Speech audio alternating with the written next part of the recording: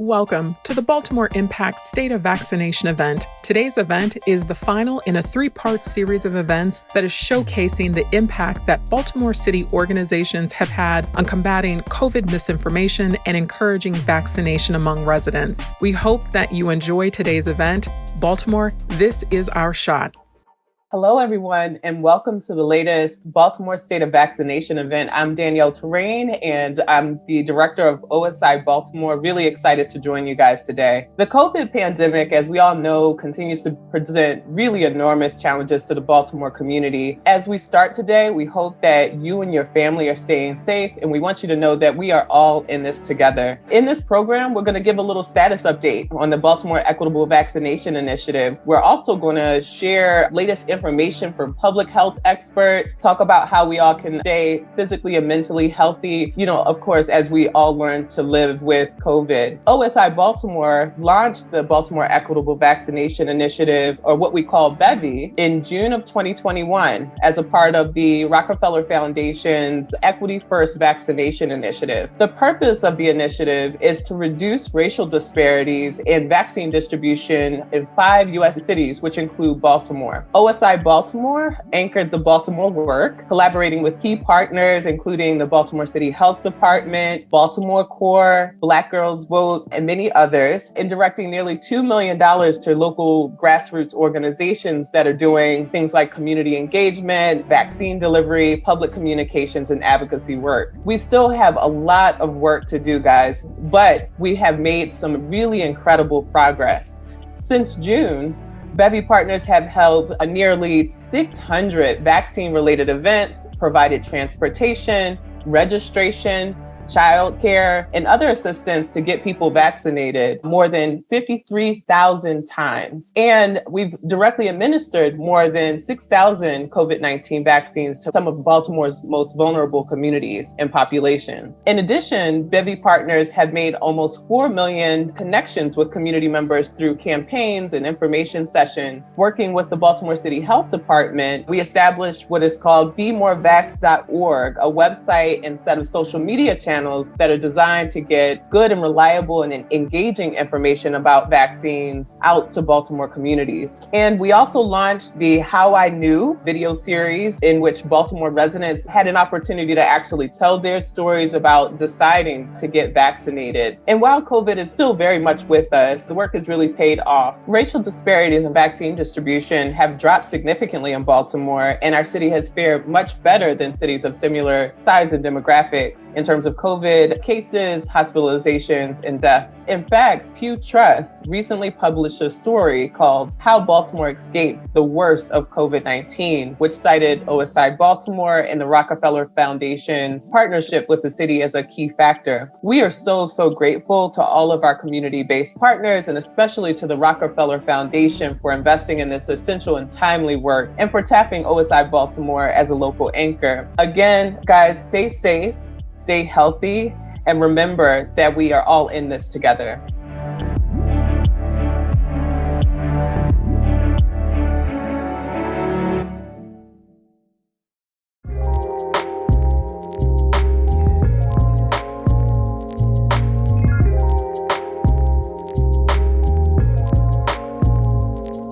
Hi, I'm Ayera, and I got the vaccine because I'm terrified of being hospitalized. And then also, I have 2 younger siblings. One is 4, one is 2. And I'm not trying to have them get it and have something happen to them over something that I can prevent. Protecting my siblings was important to me because they're little. So in order to prevent that from happening and to keep them from also being hospitalized, I got the vaccine. I know there's a lot of fear and misinformation out there. And if that wasn't a thing, people wouldn't be so hesitant to get it. I'm no longer scared to go outside, because I was for a long time when the pandemic was in full swing, but now I don't have to worry about that anymore. That fear is lessened a whole bunch. So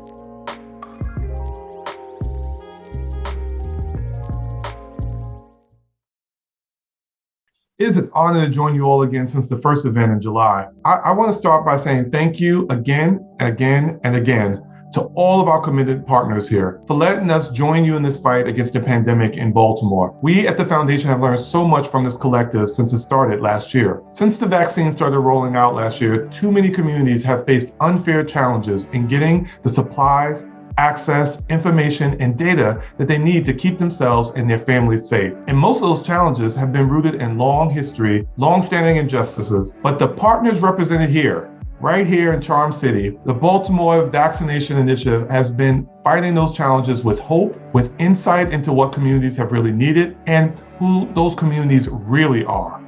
Looking at the work in the city, there shouldn't be a shadow of a doubt to anybody anymore that reaching vaccine equity requires leadership from within the community. Baltimore has modeled community-led, hyperlocal vaccine strategies for the nation. Open Society Institute Baltimore, the Baltimore City Health Department, Baltimore Core, Black Girls Vote, and Points North, working together. This partnership has shown us that we need organizations who know their residents in and out, who know what the best solutions are because they understand the actual problems. Whether it's print pamphlets, chats on social media, personal conversations on the street corners, barbershops, or beauty salons, it's been footwork day in and day out to reach not just the same old folks, but every corner of the city of Baltimore with the opportunity to get vaccinated. Baltimore is one of 5 cities that the Rockefeller Foundation invested $25 million in through our Equity First Vaccination Initiative,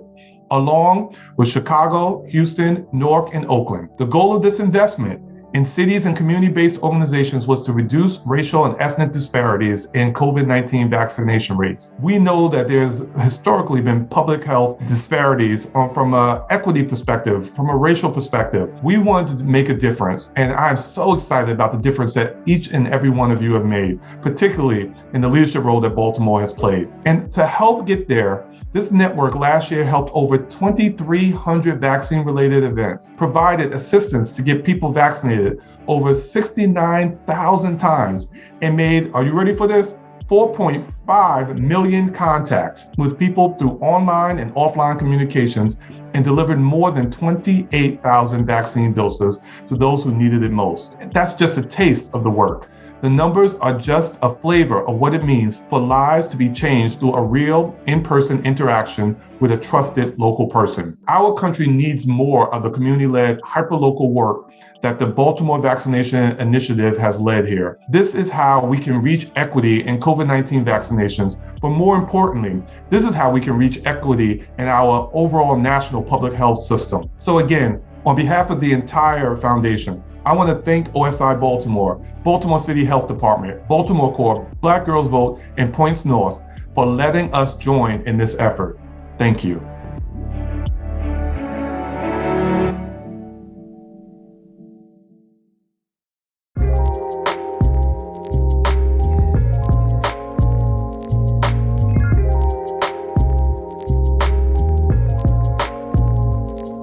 Hello, my name is James, and I knew I wanted to get the vaccine when I discovered a family member of mine had been sick and was in critical condition and didn't know if they were going to pull through.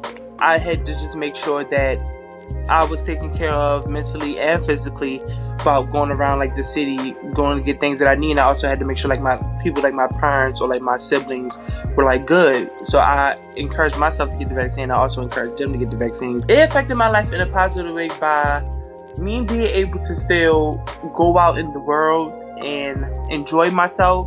I believe it's important for people in general to get a vaccine because it can also give them a chance of security, and it's also helping the community. So any way that we can bring the COVID numbers down, getting the vaccine, wearing your mask, make sure hand sanitizer is always available to you. Any way that we can lower that would be a major step towards a positive future within our community as a whole.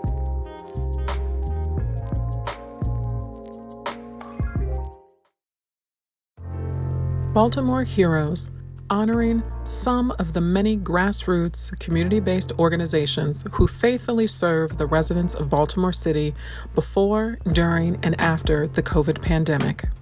Hi, my name is Bishop Angel Nunez. I am the senior pastor of the Bilingual Christian Church of Baltimore. We are so excited about what we're doing today, especially the fact that we are able to serve our senior citizens. We are excited. We have our staff here working together, and people are getting vaccinated at this moment, and more are coming in. Please, if you're in the area, this is your opportunity. This is your moment. We are doing it, serving our community with love and respect.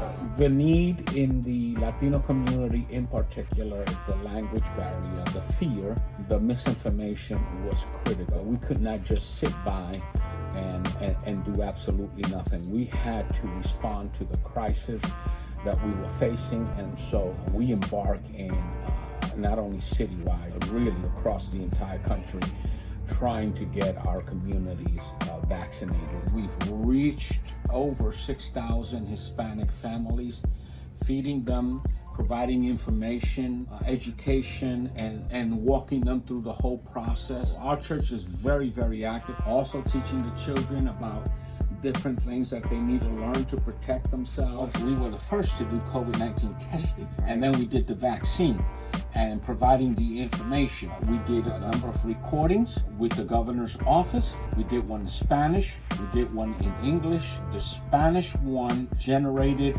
about 32,000 views, and the English-speaking one, 36,000 views. And now we just launched another one, and that one has a little over 1,500 views. Hi, I'm Art Sweetie Kirk. I'm founder and CEO of the Ruth and Kirk Recreation Learning Center. It's a community center. It started out as just a recreation center for kids, but it's actually a community center where we have a garden. We're back here with the garden right now. We have after-school program for kids. We do free summer camp. We do food drives. We do coat drives. We do toy drives. And every week we feed 800 families a week, Monday through Friday. We first started getting involved with the vaccination clinic when we realized that there was a need in this community. I had reached out to the governor's administration. I told them that people in my area are not going to go to the stadium. They're not going to make it down to these locations where you have it set up like the convention center. Some people will.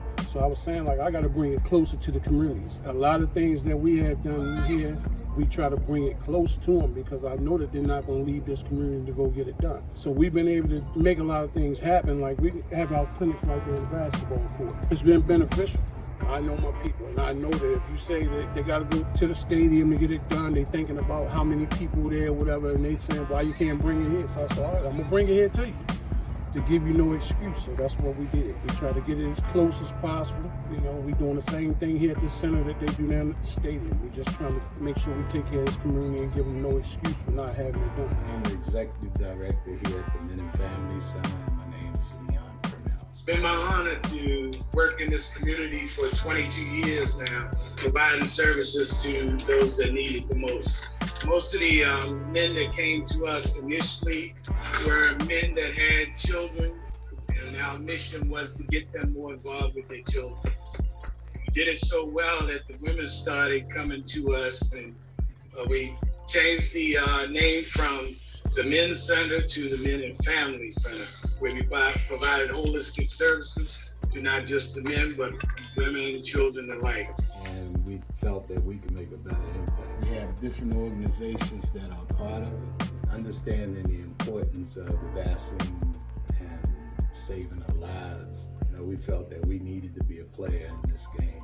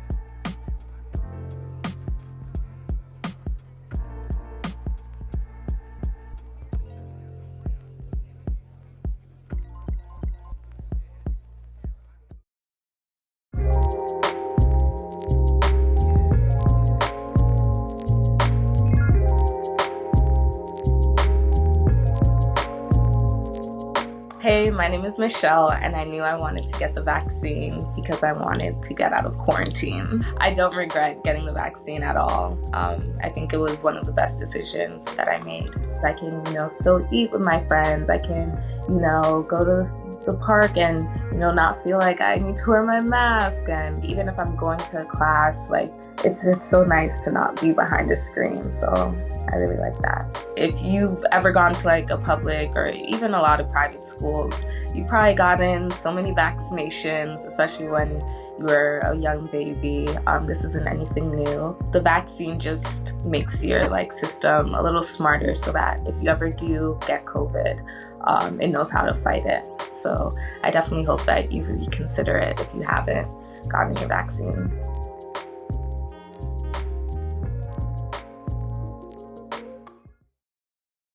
My name is Dr. Risha Urban, and I'm an associate professor in the Division of Infectious Diseases. I've been asked to speak today about COVID-19 and our path forward together. During the last 2 years of the pandemic, I've worked a lot on COVID-19 education and COVID-19 vaccine education in the community. And now we want to take some time to reflect on kind of where we've been and where do we go moving forward now that we're living in COVID-19. So I first wanted to lay the groundwork and our kind of background.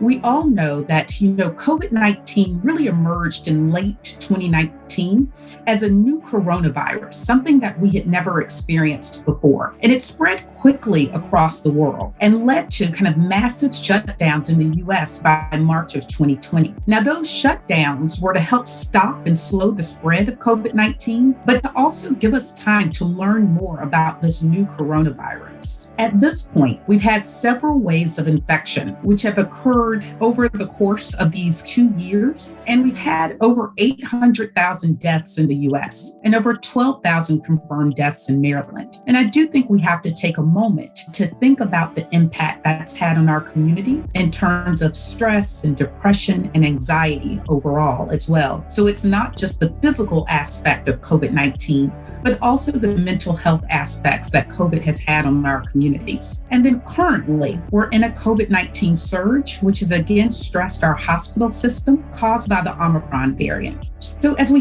think about COVID, we do know from the data that we have that there are factors that increase community spread and our individual risk. Those are crowded situations, things in which we have close physical contact and closed spaces, so being indoors, and then the duration of exposure, how long you're exposed to somebody with COVID-19. Now, what we also know is that with the Omicron variant, it's actually more transmissible, so easier to catch than other variants we've seen before. So that duration of exposure time has actually decreased with the Omicron variant. So something for us all to keep in mind as we try to protect ourselves and our communities. The other thing I did want to bring up is as we all think about our health and the health of our community, is thinking about who is actually at risk for severe COVID. Because again, we've learned a lot. And when we look at those categories, it tends to be older patients, males, people with hypertension or heart disease, diabetes, obesity, chronic lung disease, cancer, and chronic kidney disease. So these are things to think about as we know that there are risk factors for severe COVID-19. But this is on a population level, so looking kind of across the community. But what we also know is that in any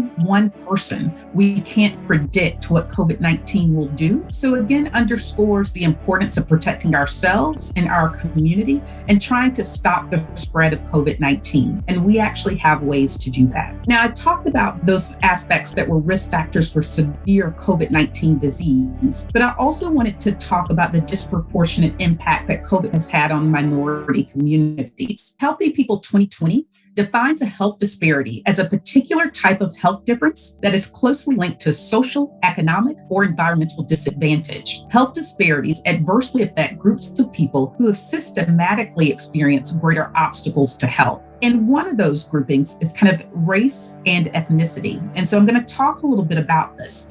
But as we think about health disparities, there are characteristics that historically have been linked to discrimination or exclusion. And we've seen health disparities across many different chronic diseases, and we also see them in COVID-19. We know that people of color are disproportionately affected by COVID-19. If you turn to this data, it compares rates of cases, hospitalization, and death of COVID-19 amongst people of color to white non-Hispanic persons. And so what we see is we look at cases, we see that in American Indian or Alaskan Native and Hispanic or Latino persons, that there's about 1.6 times the case rate as compared to white non-Hispanic persons. If we turn to hospitalizations and look at American Indian or Alaskan Native, Black or African American, and Hispanic or Latino persons, we see that that rate ranges from about 2.5 to 3.3 times that of white non-Hispanic persons. And then if we look at death rates in those same groups, we see that they all hover around 2 times that of white non-Hispanic persons. I think when we see this data, it should alarm all of us,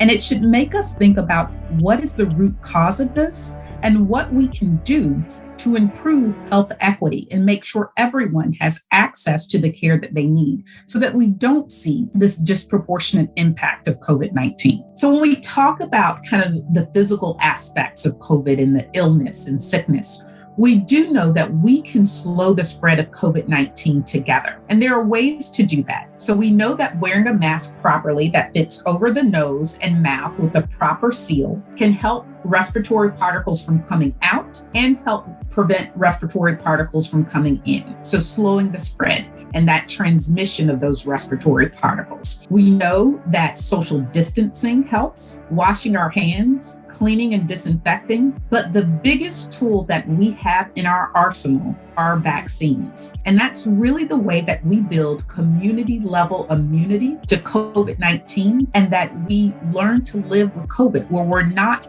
in a pandemic where we have these great upheavals of our daily life, but it becomes more endemic in the sense that we learn to kind of live with it. And that because we have this community level immunity, we're able to kind of go on with our lives. I again wanted to highlight vaccines. And the goal of this isn't to get too deep into the science of vaccines, but to give you a broad overview so that we can think about how vaccines can help our community. And so the goal of vaccines is really to develop an immune response to the virus. So a vaccine helps our immune system, our bodies, fight off a disease. We have an immune system that knows ways to kind of fight off disease. But when we encounter new diseases like COVID-19, our immune systems aren't ready always to totally fight that off. And so a vaccine primes our body to do that. The vaccine also helps our body develop memory so that when we see something again, and again, remember, we can be coming into contact with COVID-19 in the community many different times. And so it helps our body to develop that memory and to act faster to kind of fight off COVID-19 before it can really take hold. So that's what we're kind of trying to do with vaccines. And then to protect against disease when exposed to a virus and to protect against infection with the virus. And so trying to prevent you from ever getting the virus, but also trying to prevent you from having kind of symptoms from a virus as well. So those are things that we're thinking about in terms of the goal of a vaccine. Now, what we know, the vaccines that we currently have that are approved or under emergency use approval in the United States have been very good at preventing hospitalization and death. And that's really important. We know now that the majority of persons that are hospitalized in the US due to COVID-19 are unvaccinated. So again, highlights the importance of vaccination. We also know that individuals who have had their primary vaccine series and who have been boosted on top of that with an additional dose actually have more protection against acquiring, so getting the infection, so COVID-19, and then have also better outcomes when we look at hospitalization and death. So again, very important for us to kind of think about the importance of vaccines in protecting our community. Right now, vaccines are available, the primary series for all of those 5 to 11 years old, and boosters are available for those 12 and older. And so again, I encourage people to learn all they can about vaccination and then make an informed decision about vaccination status. Another one of the things that I was asked to talk about today is learning to live in the COVID-19 environment. For almost 2 years now, we've been impacted by COVID-19, and it's been hard on everybody. It's particularly hard because this is something that is new that none of us have ever experienced before. We have to come to a point where we understand that we are living in a time of change with respect to knowledge of the COVID-19 virus and variants, and that guidelines and recommendations will change over time. And so that all of us have to have some level of flexibility during this time as new information is gained and then recommendations grow from that information. It also suggests that we're learning in this process of learning to live with COVID-19. We're marking this transition at some point from a pandemic where our lives are just really in upheaval because of COVID-19 to where it becomes endemic. And at that point, we're more learning to live and cope with COVID-19, where we use the tools that we have, and that there are times when our rates of COVID-19 will come up and other times that it'll go down, but that we use the tools that we have to really kind of adapt to the situation. And a part of that is really building community level immunity. And we do that through vaccinations and kind of boosters. And then, using the other tools we have. And one of the most important kind of additional tools is really masking indoors, especially during COVID-19 surges. And that's something that we might have to continually do until this is more under control. I did want to take a moment to acknowledge COVID-19 variants. There are many variants of COVID-19 that have been detected since COVID-19 emerged. And what I want people to know is that this was expected by the medical and scientific community. We know that viruses constantly change through mutation.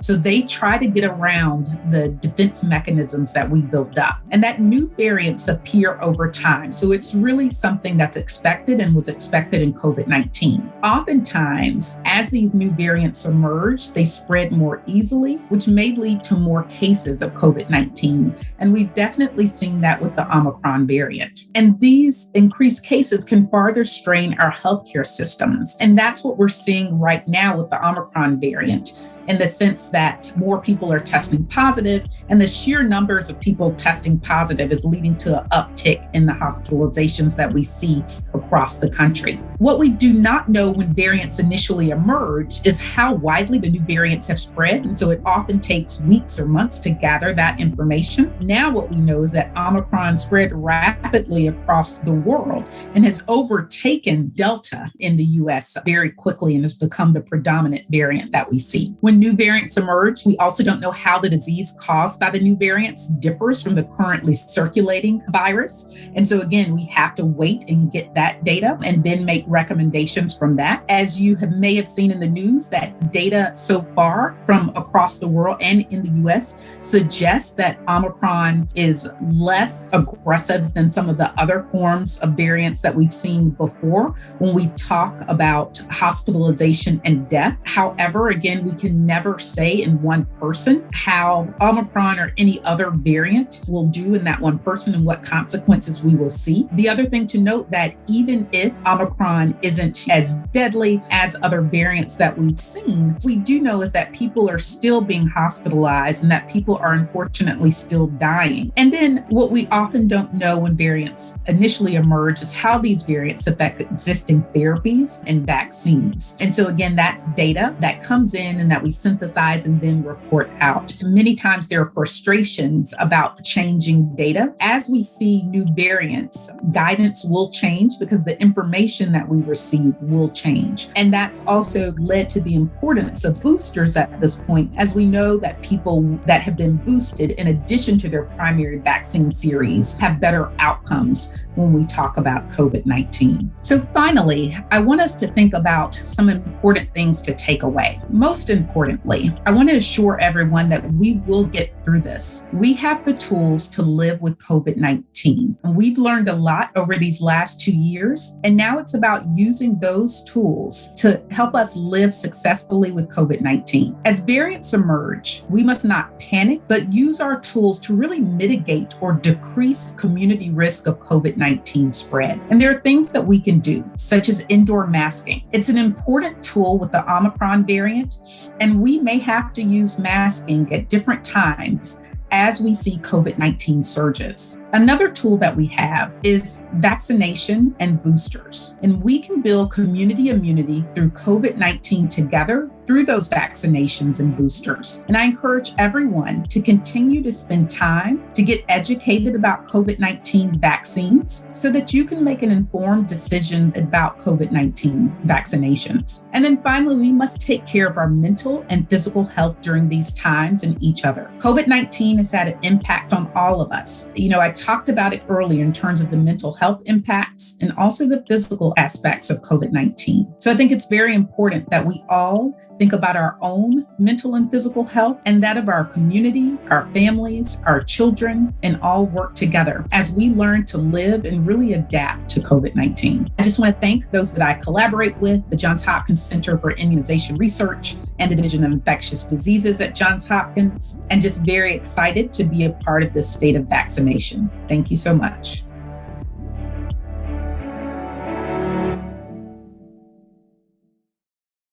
So for this segment on mental health, we have Dr. Lauren Bynum, who is going to talk to us about mental health. So Lauren, thank you for joining us. I want to give you a chance to go ahead and introduce yourself, and then we're going to go through just a nice dialogue of, talking back and forth of, some questions that you commonly get around what's going on with mental health as far as COVID and the pandemic goes, and how communities of color, such as Baltimore City, have been impacted by it. Hello, thank you for having me. As you said, my name is Lauren Bynum. I'm a psychologist here in Baltimore City. I have a practice here.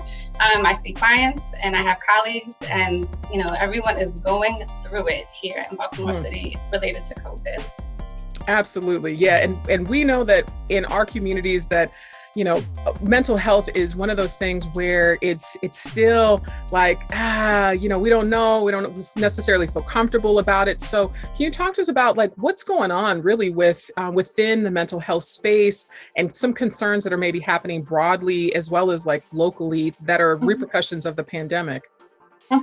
Well, fairly quickly after it started in March here, people started looking at symptoms in our community and broader communities. And so what they found was people's depression, people's anxiety, people's substance abuse really started increasing in response to COVID.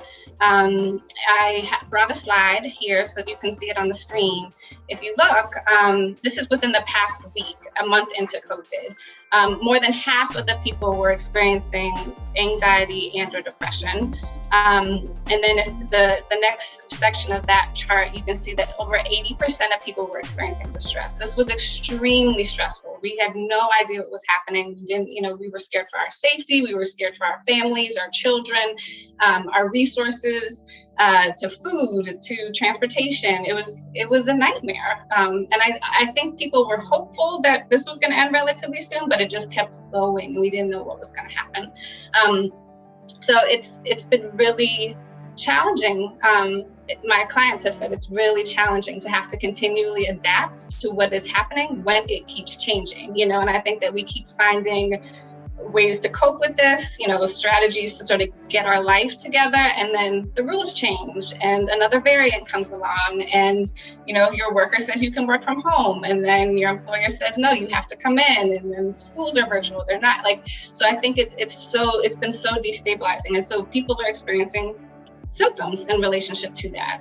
No, that's such a good point, because we've all been impacted in such different ways, and then how we deal with it. So is there any specific, data, as you've shared that let's say from, some of these larger health organizations that are, we should be aware of, or that are kind of those astonishing things, or just, that we should be dialing into how things have changed within the mental health space? I mean, there's data to show that symptoms are going up. I remember there was an article that came out about suicidal ideation increasing in teenagers, and that was extremely alarming. And school systems and counselors really started to pay attention. So there's definitely a trend that things are getting worse for people's mental health in response to COVID. A benefit of sort of how systems have responded is now teletherapy is much more accessible for people in general. And before there were certain health insurances that would not allow for teletherapy sessions, and now most do. So the reason this is a big deal, I think, is that if you couldn't find someone in your neighborhood, if you didn't have the time, you just didn't go to therapy. And now someone living in Baltimore City can see a therapist who's on the Eastern Shore, and they can go during their lunch break. So I think as things got worse in terms of mental health, the government understood that people need more access, and so they actually provided it. And that is something that's still continuing on, that teletherapy is a much more normal part of therapy. No, that's actually really interesting. But even so, access, you mentioned about like even accessing, telehealth. I know people might have questions around like, okay, that's great. Telehealth is a thing now, but how do we even, find, the right therapist that is actually for our needs? I think when we are able to see someone that looks like us to do therapy, any thoughts around like, how do we even find someone that looks like us that we can connect with to do therapy?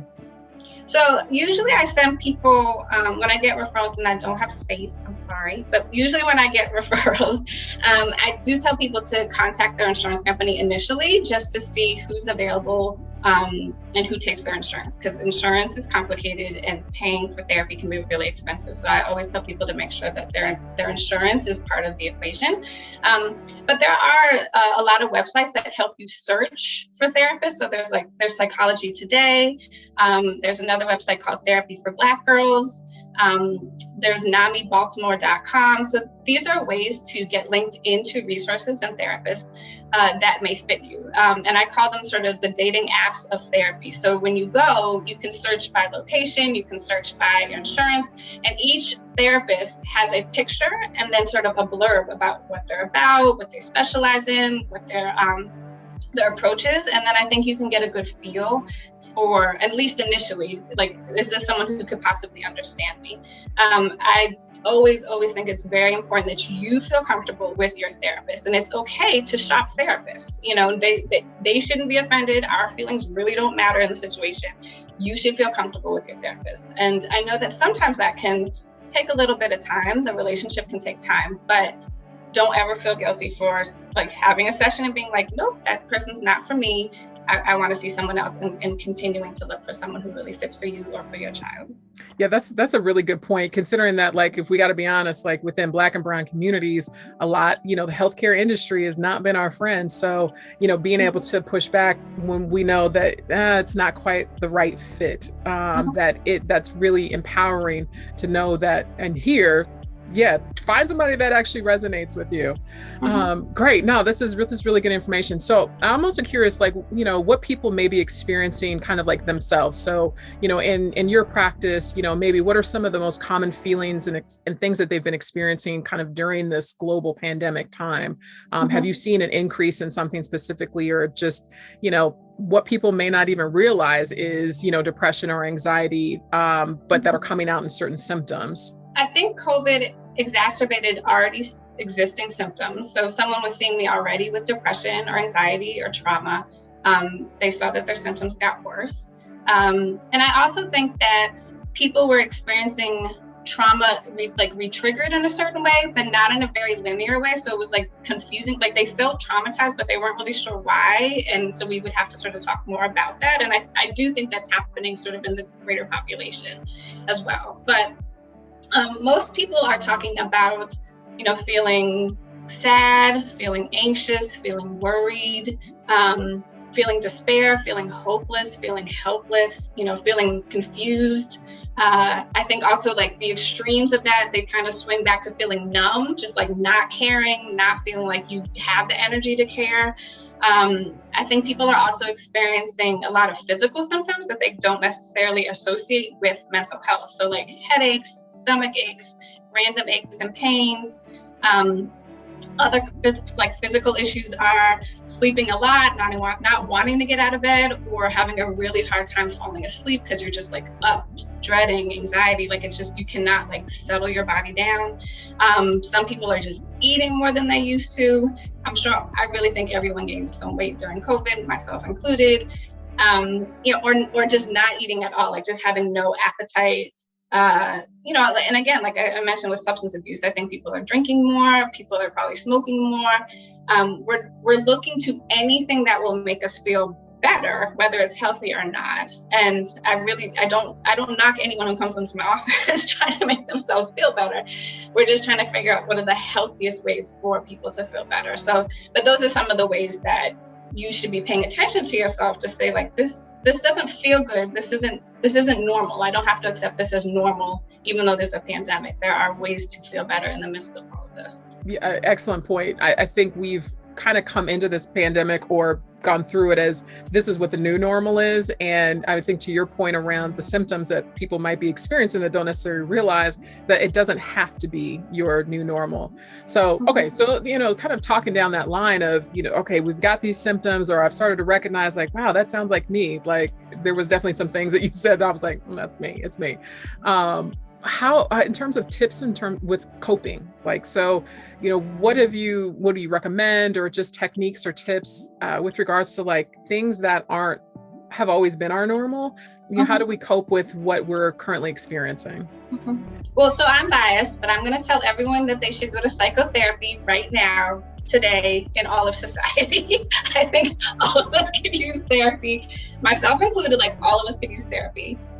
I'll start with that point. But I also think part of it is, if you don't have access, or if that's an issue, I think taking care of yourself is a big deal, and should not be undermined. And yet I think when we're the most stressed and we're the most tired, that's like the last time we really want to take care of ourselves. But I know I tell people that it can be as simple as, eating healthfully, having a regular bedtime, going out for a walk, being in nature, calling your girlfriend, setting up a play date with your grandkids, even if it is virtual.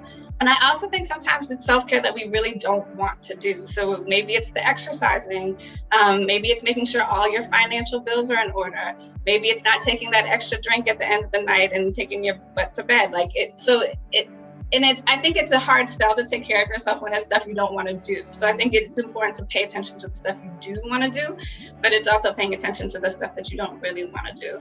I also think it's important in the midst of how out of control this world is and how out of control we feel, to really focus on what we have control over. And sometimes the list is so minute that can be daunting, or it can make you feel sad. But I also think it can be really empowering and freeing to say, like, you know what, I don't have control. I don't have control over what my mother-in-law does in terms of COVID. I don't have control over whether this school is going to be virtual or not.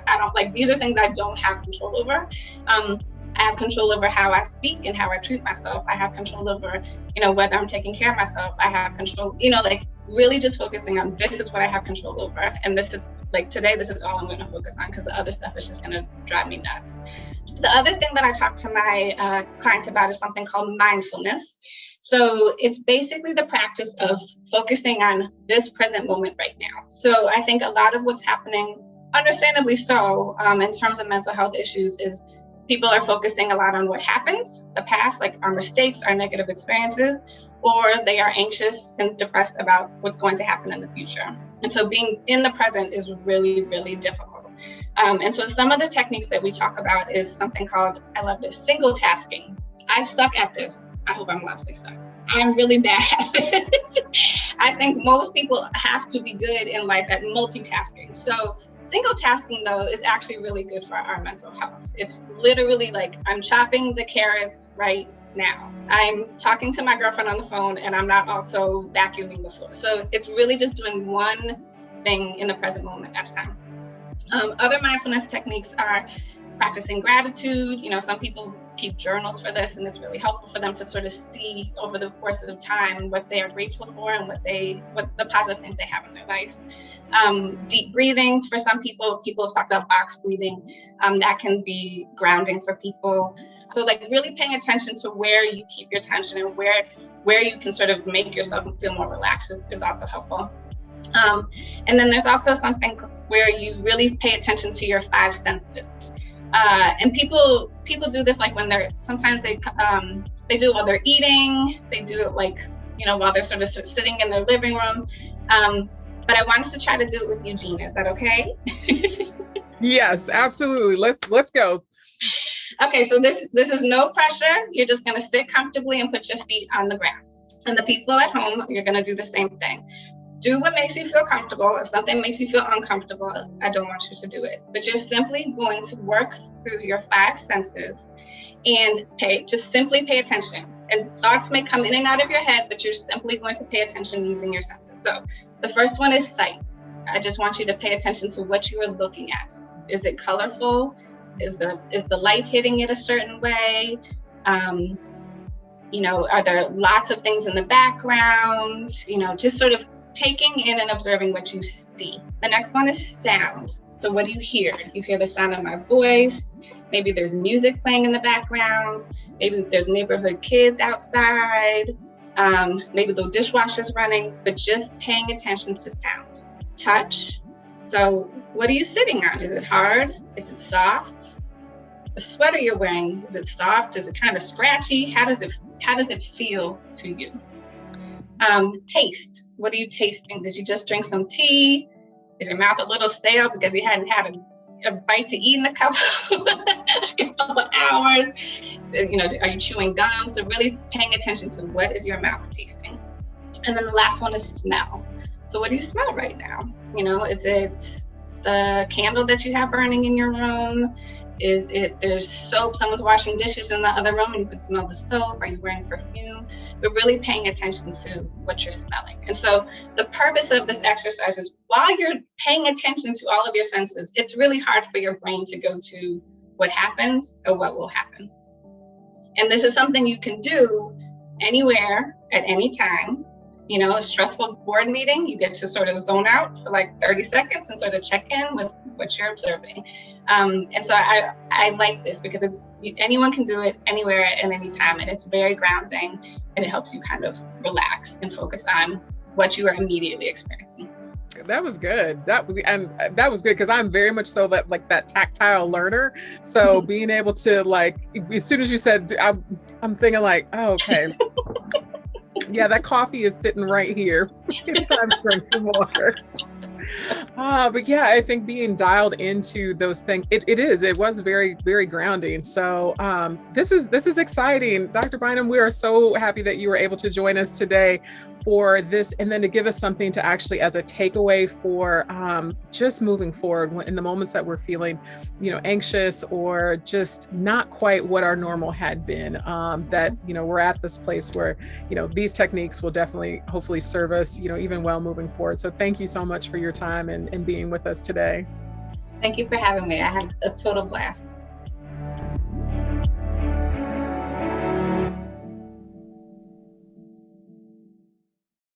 As we close out the Baltimore Impact State of Vaccination event, here are some COVID and vaccination resources you should be looking out for. For citywide resources and information on the latest COVID and vaccine data, as well as where to find vaccination clinics around the city and access free transportation to get to a clinic, please visit the website bemorevaxxed.org. That's BMOREVAXXED.org. If you want more information on youth-related COVID resources, the Voices on Vax website is bringing Baltimore's youth voices to the conversation about COVID in a whole new way. Lastly, we want to make sure that older adults have a clear and easy path to access resources to stay safe and be protected against COVID. If you are an older adult and you need any form of information and referral, simply call 211.